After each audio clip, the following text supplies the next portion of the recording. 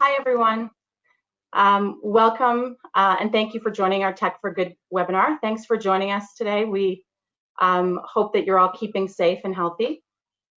We also realize that everyone may be zoomed out and have a bit of Zoom fatigue. So we're extra grateful for the time that you're taking. And we're going to do our best to make this a lively, interesting discussion that's really worth your while. So my name is Christine Walk, and I know many of you. I saw a lot of you on the list that I know, and a lot of new folks. So I'm the Director of Client Partnerships here at IDP Connect for Canada. I joined the team 3 months ago, so super thrilled to be here. We're very excited to have you for our second day of the Stay Connected series of virtual events for international educators and professionals. But before we begin, I wanted to make a very important note just to acknowledge what's happening globally in our world right now. So these calls are really about keeping us connected. I'm in what have been troubling times and have been increasingly troubling times, and we didn't want to ignore, we don't want to ignore the images that are coming at us from the United States in particular, but all around the world. And it's very difficult to put into words. However, we wanted to acknowledge that the systematic and structural racism that exists all over the globe, certainly here in Canada. We know it's a global issue, and we want to understand, and we're here to learn about what we can do more to learn, listen, confront it, and are certainly taking actions, both as individuals and as a company, and through all the companies I think that people are representing here on the call. So this week, our people team here at IDP Connect is rolling out 4 online, there's my dog Rex, 4 online learning courses to our global teams to help us address unconscious and conscious biases, which is a small step, but it's a step we can take right away as a team. And this is going to be added to our ongoing diversity and inclusion and equity program. So for today's session, we have an expert panel of leaders, all Canadian.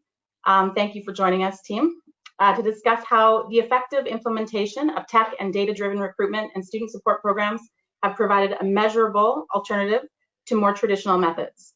So the webinar, a bit of housekeeping, the webinar is going to be recorded, and both the recording and slide deck will be made available and shared with you following the presentation. Please feel free to use the question tool, which is to the right of the main webinar window, at any point throughout the webinar, and we will respond to questions at the end of the presentation. So first I'll start by introducing someone who's off screen, and that's Ellie Butler. So thank you, Ellie, for organizing us and for being backstage here. Ellie's coming to us from Philadelphia, and she will be answering questions and facilitating the question process at the end. So you're welcome to put in questions throughout. So I'm very excited to be joined by my colleagues and friends from our all-star Canadian panel here, and I'm going to introduce them by alphabetical order by last name. So we'll start with Aaron. Aaron Dupe, thank you for joining us. If you want to just, there's Aaron. Morning. Director, good morning, of Student Success at Loyalist College here in Ontario. So welcome, Aaron. Thank you. Next up, we have Clark Portsing. Clark is coming to us. Good morning. Where are you, Clark? I'm in Ontario, in Keswick, about 50 kilometers north of Toronto. Nice. So Clark is the VP of Sales and Marketing for GuardMe and also oversees the Keep Me Safe portfolio, which we'll be speaking about today. Next up is Virginia Machiavello. Virginia, good morning, Virginia. I don't know if we can hear you, but good morning. There you are. Okay, thank you. Virginia is coming to us from Windsor, Ontario, and she is the Associate Vice President of International Education at Centennial College. So super happy to have you. Thank you. Next up, we have Keith Monrose. Good morning. Good morning, Keith. Keith is the Dean of International and Partnerships at Mohawk College here in Ontario as well, in Hamilton. Thank you for joining us. And last but not least, we have Stephanie Walker. Morning. Good morning. Steph's here coming to us from Halifax, and she's Director of Student Support for Monash PAL, both for North America, I believe. So super thrilled to have you. So very briefly, we've had an opportunity, Steph and I specifically, and many others on the panel, to do these Tech for Good panels across Canada at conferences for about the past 2 years. This is the first time we're really stretching out the conversation to include the 18 to 24 months before students actually arrive on campus. And their search journey starts online. And so we're going to follow this journey starting then through data. We've got some slides of data to share and stories and anecdotes for all the guests. So moving along, I just wanted to talk about the lens that we're looking at this through, which is Tech for Good. In this time, we're taking a bit of a different approach. So from the recruitment side, the digital recruitment and marketing side, we've split it into two buckets. So one is the student first approach. So really using tech to meet the students where they are, to keep students' dreams alive through this multi-channel experience and support system. So our vision at IDP is to really see how we can create a global connected community which exists for students, parents, prospective students, educators, institutions, now faculty, and then eventually on support students onto their careers. And really keep the students' dreams afloat. I think that's so important right now, considering everything that's going on in the world. So from that lens of student first, keep students' dreams alive and support them through this global connected community.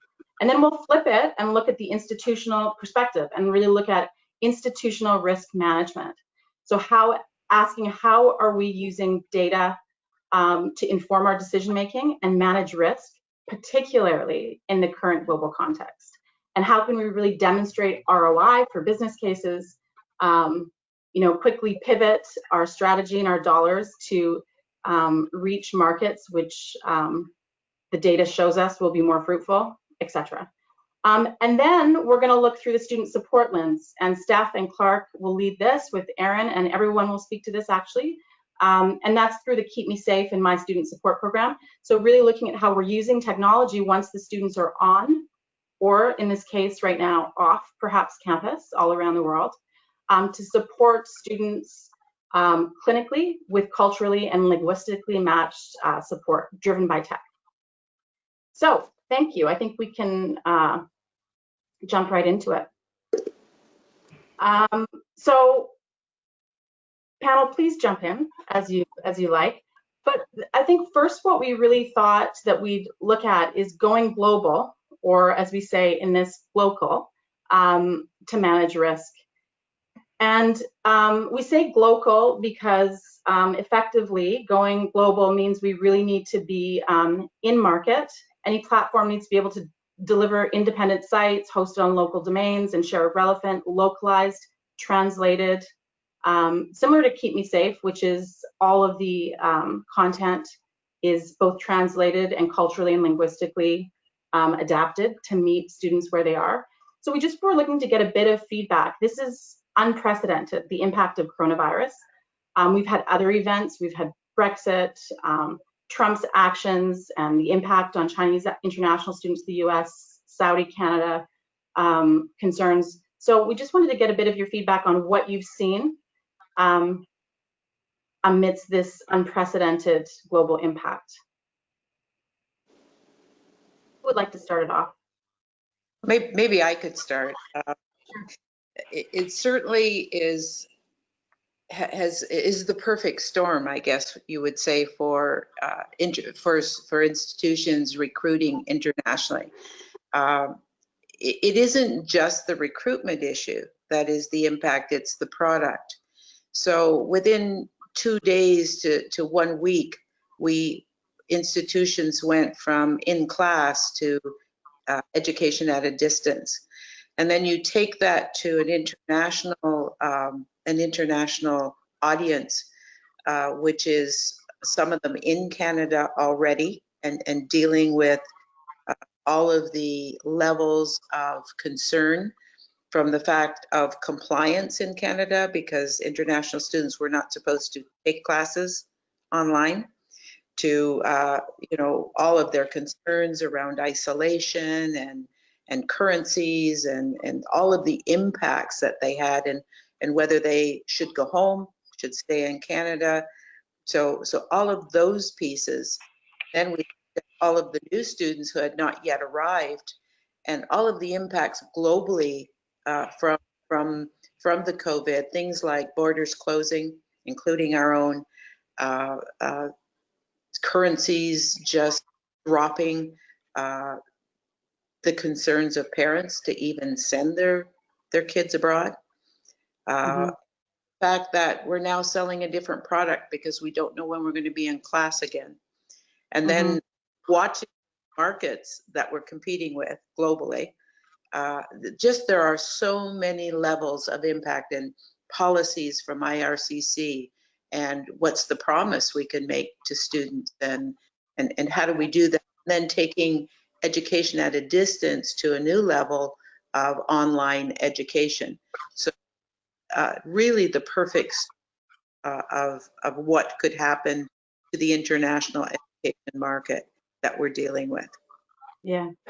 Thank you, Virginia. Also, I think we've heard it been described as COVID has been an accelerator for change, both for how we work. We're all sitting here at home. I've got a plumber in my basement, my dog's barking, and my kids are in the next room, like we all do. So how has COVID been an accelerator for change for your institutions and your organizations?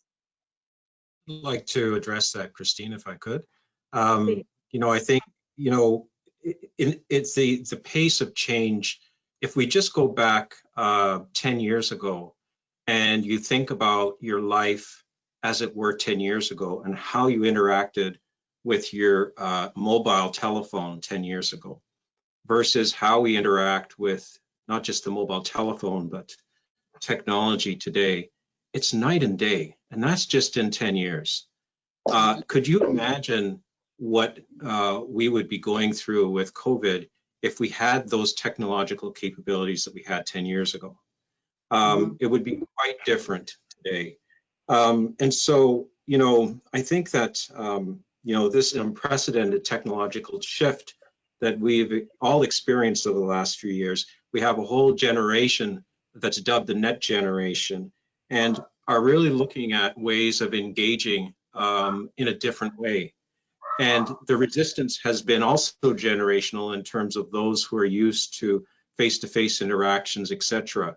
And so the importance of building a strong digital platform within our institutions and creating systems of engagement and looking at how we change relationships in terms of the onboarding and the maintenance of relationships in a more virtual type of setting are all both technological, infrastructure, and relational changes that we need to make. And so this has been a vast undertaking in a very short period of time. And when you look at different sectors, not just education, I'm talking to people in healthcare as well, there are things that are happening, and Clark, probably you could speak about this as well, that we've had to do because you can't actually go into homes and deliver healthcare, for example. So it's not just education. This is quite vast in terms of the impact on how it's changing the way we either provision or consume services now. But the relationships are going to be quite different, and the psychology behind that also is going to be quite different. Absolutely. We in a matter of a week, we a year ago bought a 50,000 square foot building and consolidated all our various offices and got everybody working in the office and in one office. And as this COVID started, we went within a week to having all 100 working from home, having deployed the technology to support that.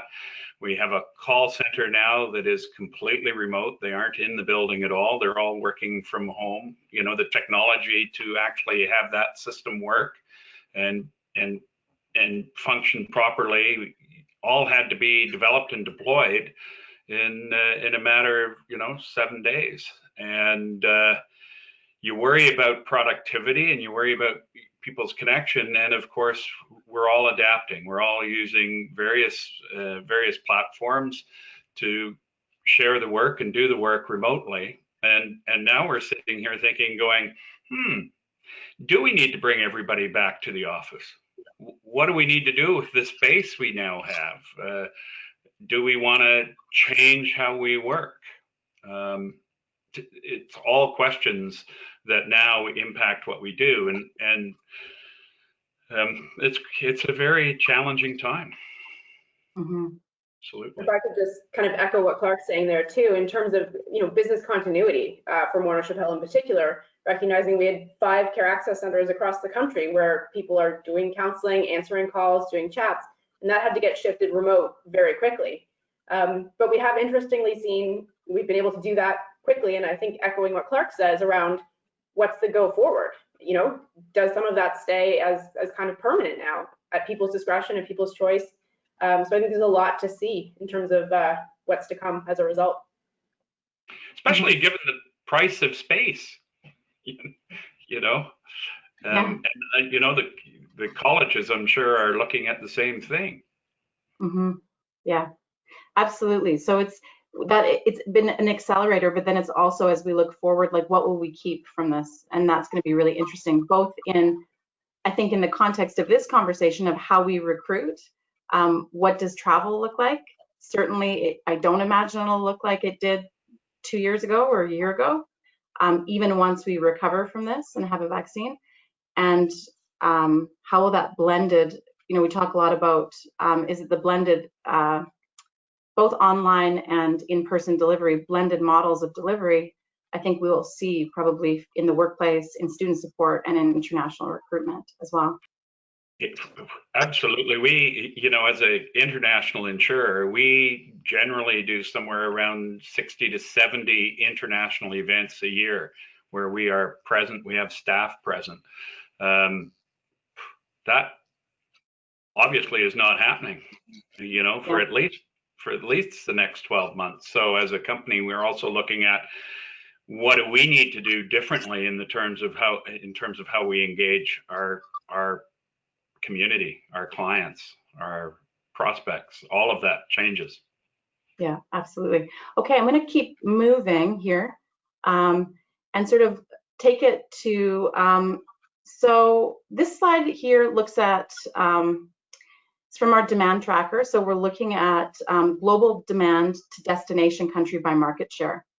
So a couple of other country changes to highlight here.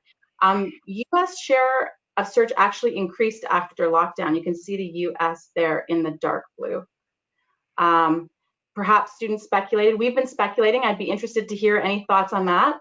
We had some speculation that perhaps they thought it might be, they might have a higher chance to get into a very high-ranking institution.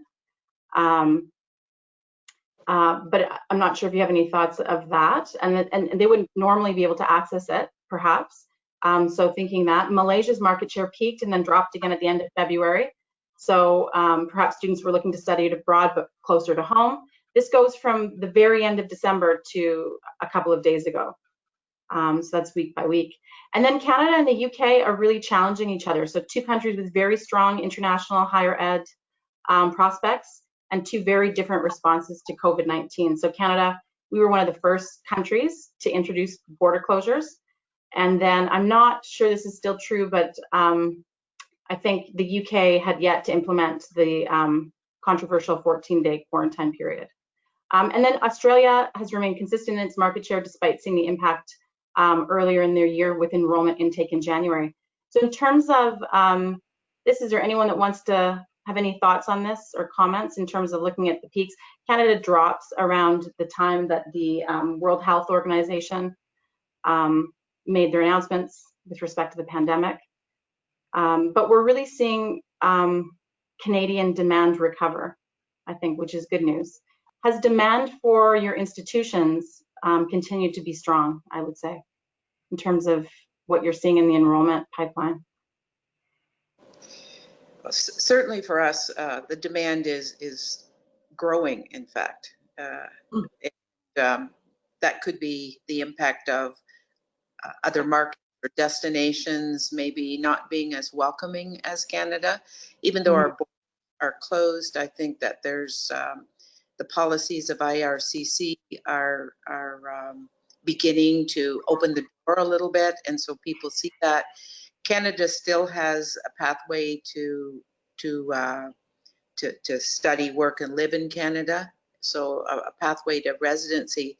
I think what we have to keep in mind in the long term is the skills gap, not just in Canada, but in a lot of the developed countries, as well as the gaps in training in some of the developing and emerging markets. So education is still there. I think it is the institutions that will survive are the ones who will take this challenge on and look at the impacts and change.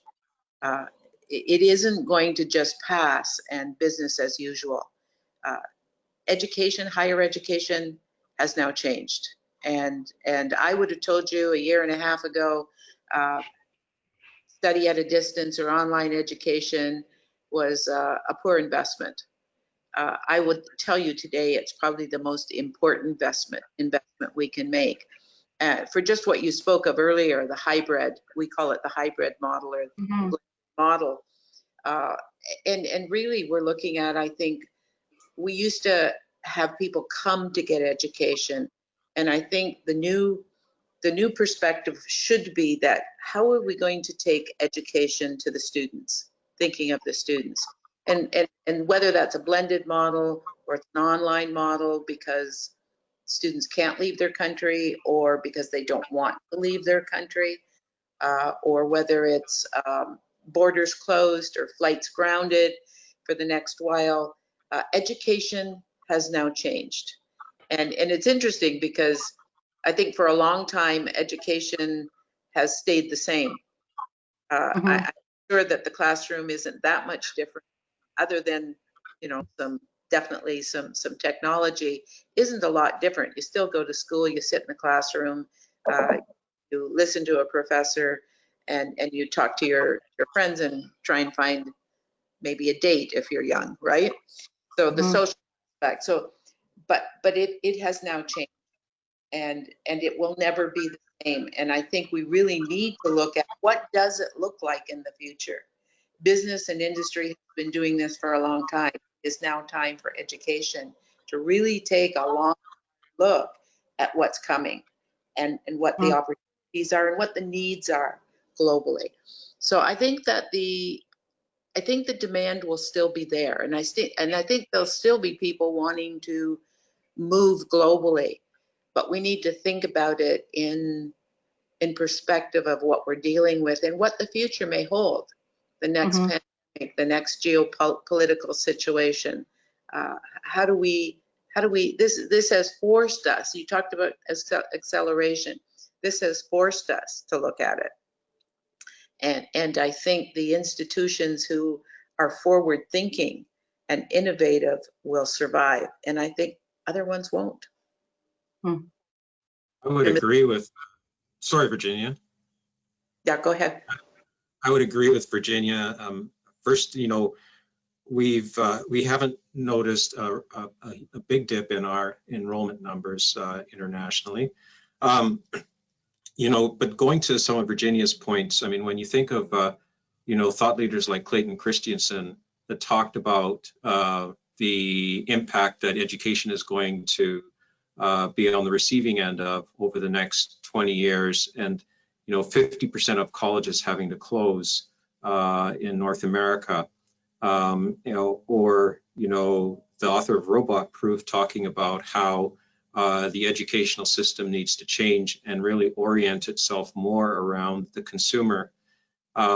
There's significant amount of work to be done at this inflection point. And so the adaptability, I think, of organizations, institutions, educational institutions to deliver something that is of high value will be important, because now we are, you know, from a Mohawk College perspective, the marketplace has widened now because students can get their online education or their distance education from a number of different points. I do think that, you know, from a provincial and from a country perspective, as Virginia alluded to, you know, we ride on the Canadian brand. We have a long history of, being safe. That's one of the statements that students make in terms of why they come and study in Canada.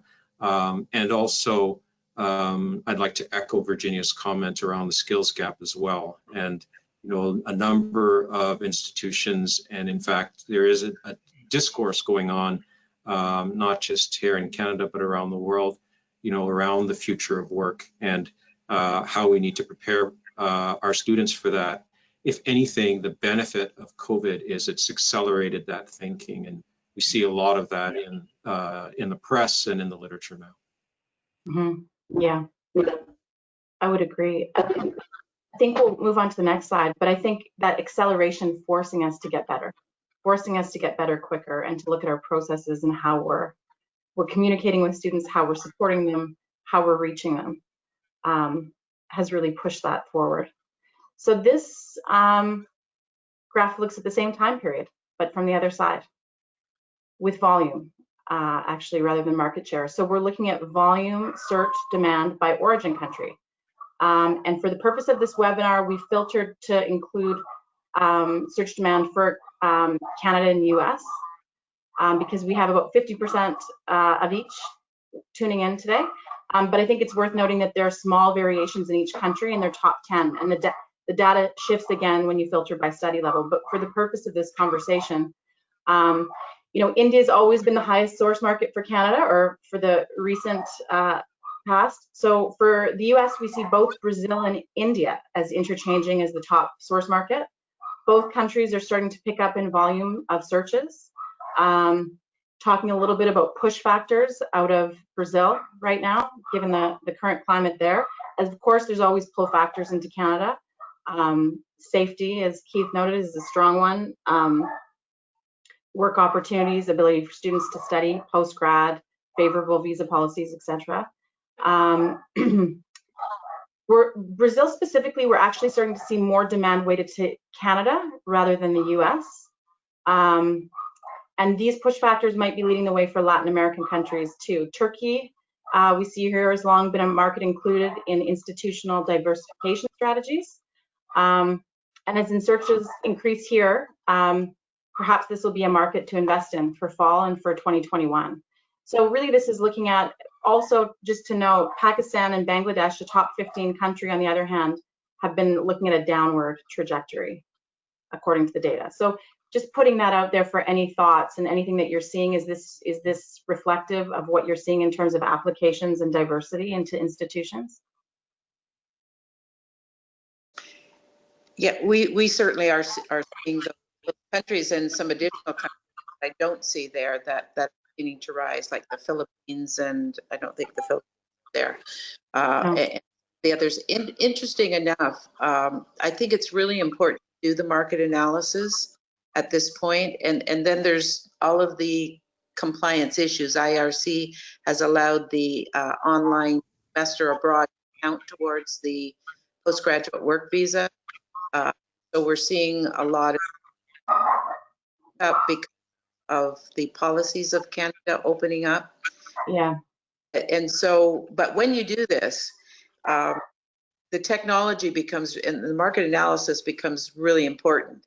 And for all of those things I mentioned earlier about, whether borders are open, where they're at with the COVID, the immediate issue of COVID, and whether they can get a flight out, and there are a number of impacts that you need to consider. You can't just throw the net out and expect everybody to come to the boat, right? It really is looking at each market separately, which ones really predicting where you think borders will open and flights will start, if you're looking at them actually coming into Canada. And then really investing in the online delivery of products. And it can't just be education at a distance. You really have to do it. The technology is there. I mean, there are programs where you can deliver the laboratory, which is the Canadian college message applied and so students and applicants are really looking for that applied experience in education. Yeah. So you really have to invest in how you're going to deliver that, and deliver it in different time zones. And and from a recruit point of view, you have to be aware of your market, and also what you're selling becomes really, and the investment, I would say, is in that product. Yeah. I think too, we're seeing from the Student Crossroads survey, I mean, we have tremendous pent-up demand for applications coming into Canada, and students still want to travel. They want this experience. However, they are willing to study online if they can end up in Canada. So it's both, right? And if we want students to invest in our particular offerings online, that quality has to be there, as you said. When I was at Conestoga for 12 years, and we used to talk a lot about colleges being in institutes of excellence and accessibility. So it's education as a vehicle to lift people up, and it's accessible in that often the price point is more accessible for many people, but still that quality and that excellence and that direct connection to the hands-on learning and the labor market is so important.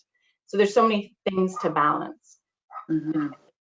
Keith, did you want to weigh in on this at all? Sure. No, absolutely. I think that you know, when we look at these different markets and then we look at our institutional makeup, there are a lot of similarities, but there are also some differences. And so, you know, knowing thyself is you know, to repeat what Virginia said earlier, is critically important.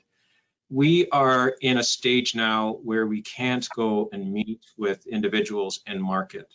And so the ability to use big data and analytics to thread the needle using an instrument method as opposed to a person-to-person method becomes very important. Communication skills are important. And so when we look at some of the data like this, it's really critical to, you know, for us at Mohawk, and we've had this discussion with IDP, you know, where are we weak, where are we strong, and what's factoring into some of those, you know, weak, strong analytics that we're seeing in terms of the metrics that we're tracking. And you know, a college the size of Mohawk, you don't have the same kind of presence, let's say, that Centennial and Virginia has. And so then you begin to depend on these platforms to support threading the needle and getting the analytics and leveraging them to get your message out. But it's, again, knowing yourself, putting yourself in the right market with the right message at the right time. Yeah, absolutely. I think both of Virginia, Centennial and Mohawk were early adopters of IDP Connect, then Hot Courses. I think it was still Hot Courses when Greg led this, and Taya, I believe, is leading it now for you, Keith. If we could pop on to the next slide, I think we can, I'm both aware of time and excited to get into some stories and specific examples. So here's an example where we're looking at an anonymized institution with respect to, I think, what we're talking about here. So it's data to compare the funnel interest in each market. This is for one specific institution, you'll see in blue, against the average of 5 institutional competitors. And so I'd be curious to say I don't know if everyone can read this, but any stories from this, Keith and Virginia, that you might take from this. And so it's things to look at. The average of all 5 in India is higher than the average of this institution's brand awareness, I guess, is what we're looking at. And whereas in Nigeria, we're seeing the opposite. And so there really, I think, some interesting questions that institutions can start to ask themselves is, as we're looking at the previous slides and seeing demand into Canada, and in countries where things perhaps are dipping, in Turkey, if there's an increase, you know, for example, might we want to work as we see where our brand maybe needs a bit of help in Turkey? So what can this tell us, and how are you using this type of data when you're making very tactical decisions with going into markets? Yeah, I Okay. I mean, I can't say how critical this information is. Looking at it, diversity has been an issue for institutions in Canada for the past while, because with the influx of SDS students and the markets that the Canadian government chose, it really opened up particular markets. And then diversity and that experience in the classroom was important in class, but it's also important online when you're delivering. And so early on, Centennial had a footprint on the ground, and that is really serving us right now. We have offices, we have a lot of pathways, we even have campuses abroad. So that has given us the ability to work. And so if you don't have that, I would suggest that you explore that on the ground footprint. If you don't have that, and just as important are partnerships like IDP and other agents that we work with, and they're often on the ground when we aren't, or they're on the ground in countries where we aren't. So it's really at that footprint globally, and whether you're there yourself or you're doing it through your partners, it becomes really important as we can't travel and we're recruiting digitally. We have had what I call our armchair recruitment branch for a long time. And so if you haven't looked at that yet, you really need to look at that. And armchair recruitment is about all we can do right now. And using, of course, our partners and our agents and groups like IDP and our institutional, our strategic partners, where we already have pathways abroad. And so looking at all of that data and really exploring, I always divide the markets into developing and emerging markets. And so I always say you go where you can't ignore, you know, the Chinas, the Indias, but you also look at emerging markets where no one is. And so that's often a good place to begin to brand. But this information is critical, like Keith said. The analytics and the big data right now informs us where to go. And that geographic look at the market is important, not just for diversity in the classroom, but even for recruitment, because different countries, different student groups, different parents look at and use the digital pieces in different ways. And you've got to understand what your market is using for their social digital media. It is not the same in every country. And even when you're delivering, it's not the same in delivery, and you've got to make sure that access is there. So very important on all. Thank you. Do you want to go, the next slide demonstrates this in a slightly different way, and maybe we'll get Keith's feedback on this, and then we can jump into student support. Thank you, Virginia. So this is looking at institutions' global brand engagement compared to a benchmark. Again, we're looking at it a different way, but this same institution, interestingly, received 730 new international inquiries from 68 countries between March 1st and May 31st, even in lockdown. During the same time period, 3,833 prospective students also visited the institution's website from the Hot Courses or IDP website. And you can see this is a very, an institution that has had a well-established brand, it appears. And you can see that though that demand, you can see it just dip completely down, it's making that recovery and still outpacing some competitors. Keith, did you want to weigh in at all on this sort of strategic use of source country demand? Oh, this is like a very important, going back to Virginia's last point and my previous point, you know, leveraging data like this and a platform like the Hot Courses digital marketing platform has been critical to us. You know, what we are able to do is leverage comparative data. So leveraging an aggregator that pulls all of this information together, and then allowing us to look at, where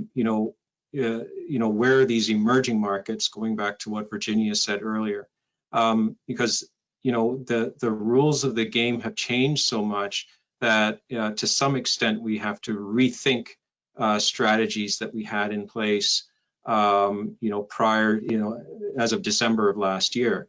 It's a whole new game. So we're relooking at the data, identifying what markets we need to focus on as emerging, shore up the markets that we're in right now that are developed. And it's a slightly different strategy for us, where we are more wholly dependent on these online capabilities or digital capabilities that we get through Hot Courses and elsewhere, as contrasted with more of a combo approach, I would say, that Virginia and Centennial can take with a footprint, a more broader footprint around the world. So that then allows us to curate information from inside of Mohawk, and then place it on that platform, which is then consumed in that market, which is a very focused or targeted type of market-facing approach that we're taking to positioning ourselves in these different markets. And that then translates into, we've increased our eyeballs significantly, almost doubled them over the period that we started using this platform. That's great. Thank you. Thank you so much. Okay, I think it's time to pass this over and talk a little bit about, once we've successfully had students arrive on or off our campus, how we're supporting them and what we're seeing. So I'm going to pass the torch over to Clark to take it from here. Oh, we can't hear you, Clark. Yep. Okay, can you hear me now, I think? Yep. Yes, great. Thank you, Christine. It's interesting, the Keep Me Safe program is a program that delivers counseling and mental health support to students in the language and culture of their choice. So it's linguistically and culturally matched to the student. So if we go back, you don't have to do it, but if we go back 2 slides and we look at that data, we also use that, because from a planning perspective, looking at where institutions are going and where their students are coming from, we then use that to plan, advancement in some of the languages that we might need. And we translate things differently, because we're going to get students from different parts of the world.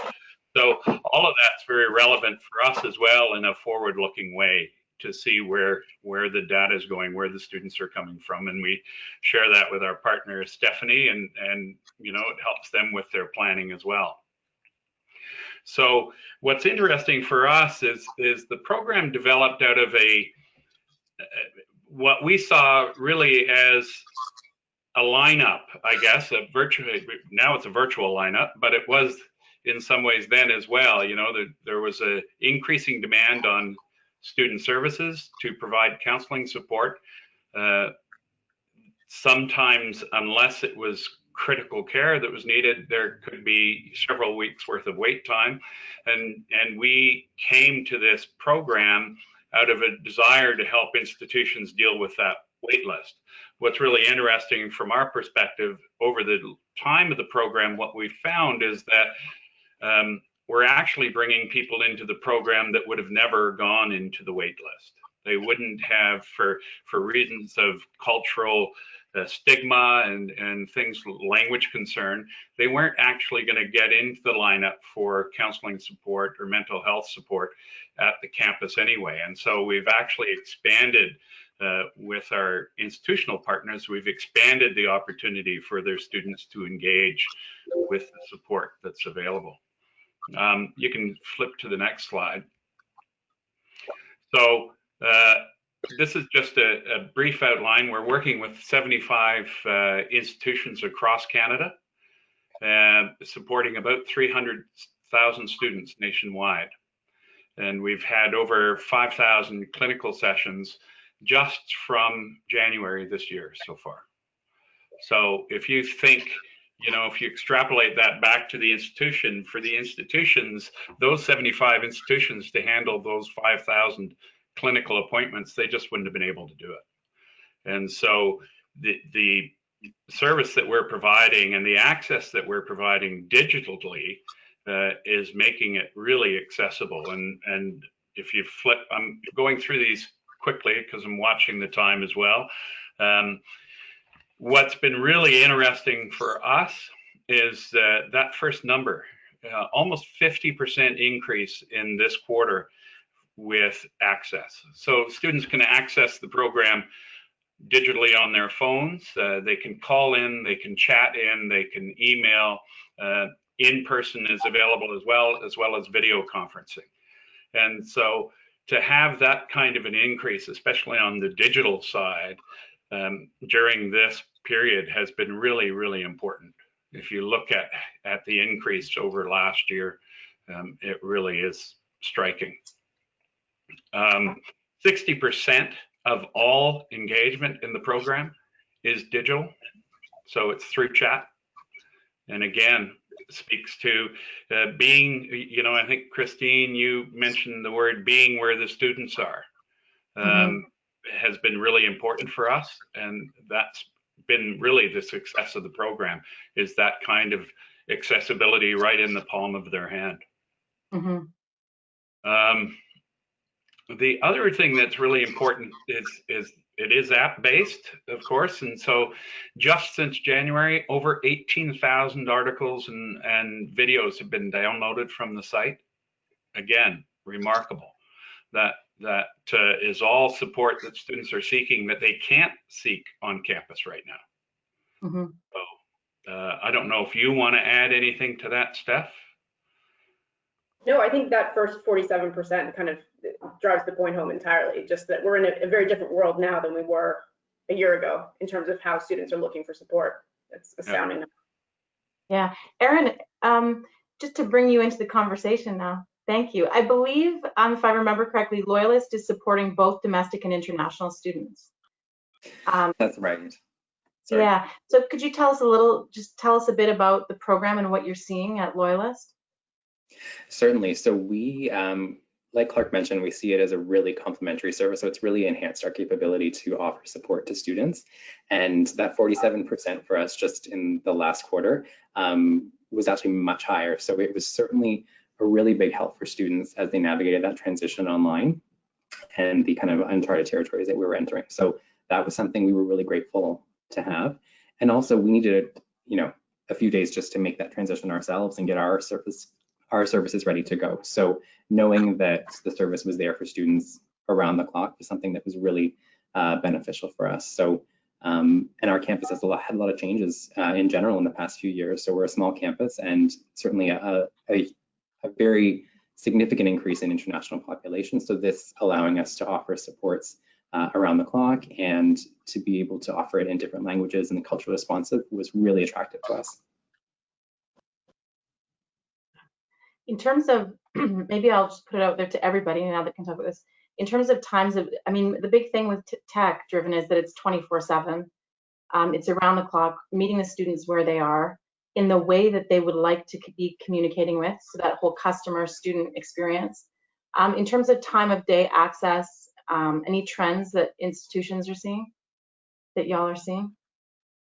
Well, you know, our clinical, we use the Keep Me Safe program as well, app as well, and it's accessed in different languages.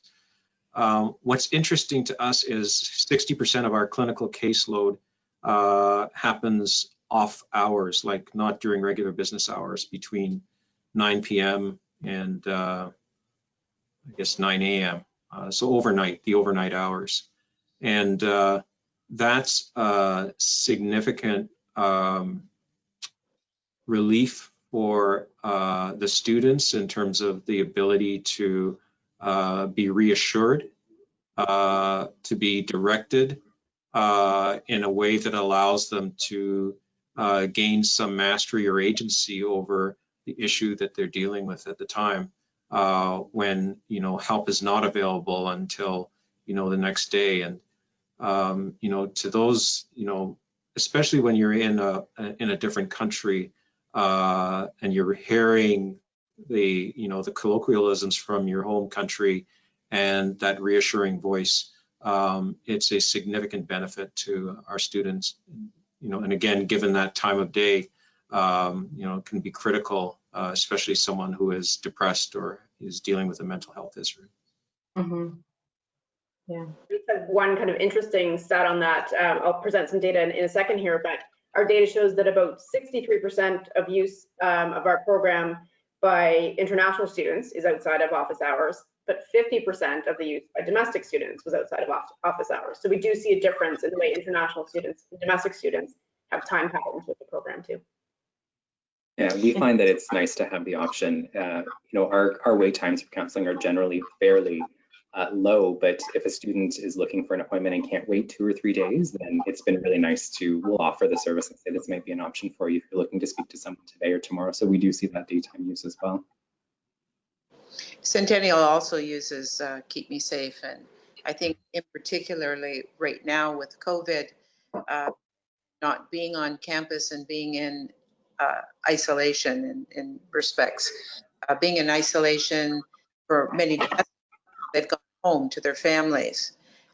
International students aren't going home to their families. They're still here and they're even more isolated and in a country that's not familiar to them, customs, cultures that are not familiar to them. And this is just critical for our students to have this 24/7 access and in their language. And the connection that Keep Me Safe has with our own services is really important. It's integrated, and so the cases that come up, and I would say not just students who have specific issues, but in general, international students experiencing a higher level of isolation than domestic students are experiencing. Really critical in these times. Mm-hmm. But even more right now. Yeah, increased stigma, less likely to reach out. There was a study released, I think it was about 3 years ago, through CBIE that noted that 52% of international students failed to make connections with domestic students after 1 year on campus. Yeah. And so, you then have everybody staying at home. You've just, as you say, the isolation is quite challenging.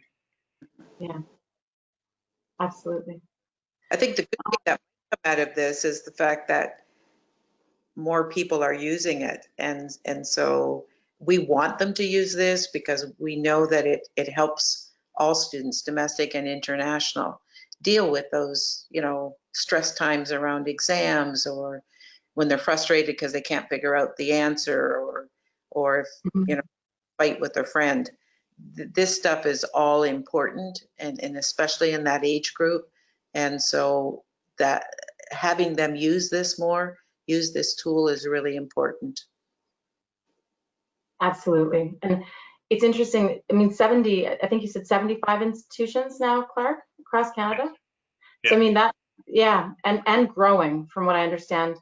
And this is a long journey to get this kind of, I want to get to Steph's slides, but then maybe we can talk about that because it takes a lot of going digital, I think, in the slow moving industry of education. But whether you're talking about recruitment or you're talking about student support is a complex, difficult process with the need to have a lot of internal stakeholder buy-in with a lot of different agendas. So anyways, we can talk about that. But that's the complexity of getting these things up and running. So it's no small feat to do this. Just wanted to recognize that. Any of this that we're talking about, like moving an institution, having a vision and moving an institution to tech. Why don't we let you take over, Steph? Sure. So I'll keep it quick. I know our time is tight, but did want to highlight a bit of a kind of evaluation study we've done with our clients in the US. So looking at 6 international only campuses and 17 full campus populations, basically to look at how we're reaching the international student population using tech. So this was done in partnership with the JED Foundation. Many of you will be familiar with JED out of the US. So a nonprofit looking to protect emotional health of college and university students. So we used the student support program that Clark has been referencing to do a bit of measurement around what is the impact on international students. So we can actually just flip to the next slide. So our hypotheses coming from this were that we would be reaching a population, as Clark mentioned, who didn't tend to seek support in the same volumes, and also that language and culture matching would increase utilization of the service. So those were our hypotheses. We looked at some pre and post intervention survey results to kind of do a bit of an analysis here. And students were asked to rate a number of statements on a level of 1, not at all concerned, to 5, extremely concerned, on 3 different facets. So the first one being, how concerned about this issue you're calling about in a general sense. So what we see here is that the blue bars are the pre and the orange bars are the post. So asking a student at the beginning, how concerned are you about this issue? 41% were saying up at very concerned, so 4 at the beginning, down to 15 post. So basically showing us that the support is having an impact on mitigating the issue for the student. Same questions asked for the ability to complete schoolwork, and how concerned are you about your ability to remain enrolled in school, so continuously be there. And you can see with all of these, they are all statistically significant, but you can see that first one there, the presenting issue concern overall, showed the most dramatic decrease in concern after having sought support. So that's a quick snapshot there. And then I've just got a couple of other stats that came out of our findings here. So that we all know that language barriers and cultural disparity can be, it can make international students a bit more vulnerable to mental health issues. And we know that there are institutional barriers and other barriers that can prevent those students from seeking help. We found in this study as well that most of our users were primarily first and second year international students. So looking like potentially there's some adaptation happening by the time 3rd and 4th year rolls around. We did see that students were using this tech support for episodic versus chronic cases. So single issue, potentially loneliness, isolation, anxiety, those types of things. So as I mentioned here, 64% of students accessed MySSP outside of office hours. That was specific to the international student cohort. And also one other piece that came out of this that I think is maybe a good takeaway is that bidirectional referrals, so from our program to campus and the reverse, resulted in students being more aware of campus resources as well. So us being able to refer students to the international office and other places on campus where there is help available. So that's a very quick snapshot of some of the findings, but essentially proved that we were reaching a population that typically is less likely to reach out for help. How big was the study, Steph? Was it 16,000 students or 18,000? It was over 12,000 students across a total of 23 campuses. Okay.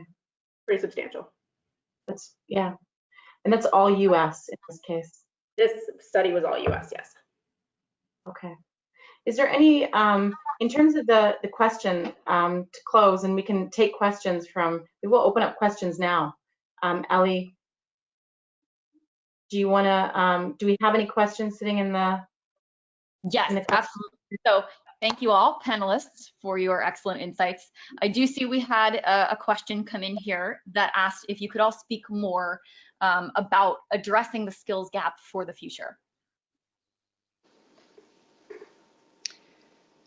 Sure. Well, So, I mean, the skills gap is really a function in part of, broader trends that we talked about in terms of labor 4.0 or industry 4.0. And it's a recognition that, what the so-called soft skills that we used to talk about in academia are coming to the fore in terms of the ability to communicate, to work in teams. So there are significant behavioral dimensions coupled with things like big data, machine learning, analytics. All of these things are coming to the fore, and institutions, generally speaking, are slow to respond. Educational institutions are generally slow to respond by nature. And these are some of the changes that the panelists were talking about earlier. So, for example, in the institution I'm in right now, we have a number of areas that will probably come together over time. That includes motive power, design thinking, computing, artificial intelligence. When you think about the work that's being done right now in Waterloo around testing autonomous vehicles, trucks in particular, what's the back end of this fleet going to look like? And what skills do we need in industry in order to support that entire ecosystem? So these are the kinds of questions that we're tackling right now, not just in our institution, but across many institutions, to say, well, when we bring students in, how do we prepare them? How do we ramp them up to these new needs, emerging needs that we're finding, not just in heavy industry like truck driving, but across many other industries. The legal profession would be another example where things like blockchain and artificial intelligence is going to change the nature of how lawyers are supported over time. And so that's another area that one needs to look at, we need to look at. So in terms of the skills gap, we're seeing a shift in terms of what industry is looking for. And even now, you see the CEOs of major corporations, the FAMGAs like Facebook and Amazon, et cetera, saying that they're less interested in a degree and they're more interested in the skill set. Yeah. And then on top of those, the future of work and the emerging new jobs that are coming out, and some jobs we don't even know what they are yet, is the whole aging population in developed countries, where we don't have the demographics to even fill the jobs that do exist, let alone the new jobs or emerging jobs. So there's a real need to look at it by sector. And I'll just say for Canada, I think that there's a real need for us to work together. There are enough students, domestic and not enough domestic, but certainly enough internationally, and we need to begin to learn to work together by sector and looking at these skills. And Canada being a destination of choice right now, we're selling Canada first, then we're selling probably our cities and institutions. But Canada is known for the partnership table, the partnership between government, education, and industry. We do that probably best in the world, if I might brag. And so I think we really have an opportunity going forward.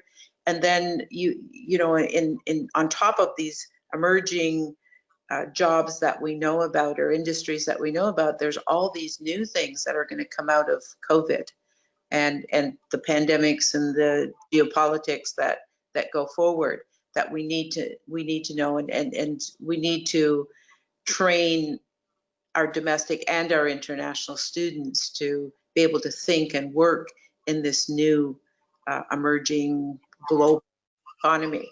So really important, really exciting. We hear a lot of bad news, but there's a lot of opportunity. I think if we look forward, if we can get past this immediate crisis and begin to look at recovery, a lot of opportunity for Canadian institutions and for those of us who are interested in working together. Absolutely. Absolutely. Some good inspirational thoughts on the innovation that will come out of this. There's no question. Ellie, is there any other questions that we can take a moment to answer? Or I think that we ran a little bit over on time, so we probably will end there. But thank you all again so much for sharing your experiences, for all of those great insights. To our attendees, thank you for sticking with us. We hope to see you this afternoon for our 4th and final Stay Connected event, which is on the future of international recruitment. And with that, thank you all for joining us today. Take care, be Thank you, safe. everybody. Bye-bye. Thanks, everyone. Thank you. Bye.